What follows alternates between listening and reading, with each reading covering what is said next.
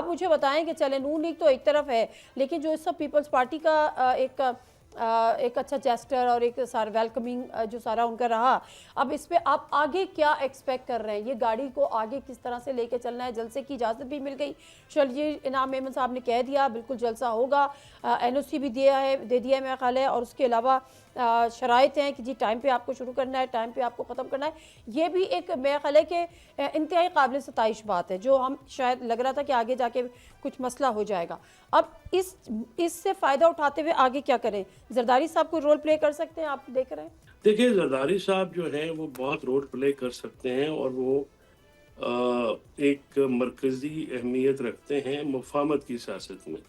اس میں کوئی شک کی بات نہیں ہے کہ اس وقت جو اگر آپ کو ملک میں مزاحمت کی سیاست نہیں ہو سکتی، اس وقت مفاہمت ہوگی اور سارے فریقین بیٹھیں گے، سیاسی ٹمپریچر لو ہو، تو یہی پاکستان کے عوام کے لیے، پاکستان کے لیے بہتر ہے۔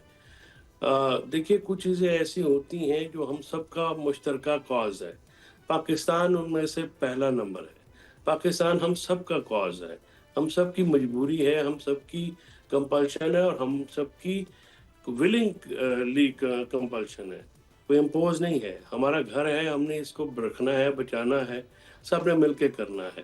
ہر کوئی اپنا رول ادا کرے گا تو ہی ہم آگے بڑھ سکیں گے۔ سبسکرائب کریں اور بیل دبائیں تاکہ کوئی خبر رہ نہ جائے۔